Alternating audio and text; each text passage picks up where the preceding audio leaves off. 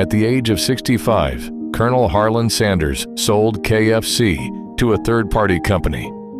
The company that purchased KFC had one condition: Colonel Sanders would remain the face of KFC and continue to play a role in its marketing.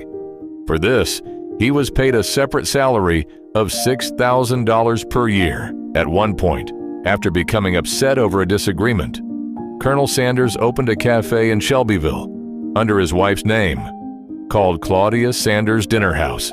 There, he began serving his original fried chicken recipe. When KFC learned about this, the company filed a lawsuit against Colonel Sanders. The court prohibited him from operating the restaurant in a way that competed with KFC, so he eventually sold the restaurant to another owner.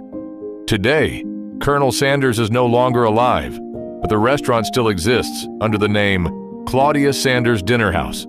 It is widely known as the only non-KFC restaurant in the world that is authorized to serve Colonel Sanders' original fried chicken recipe.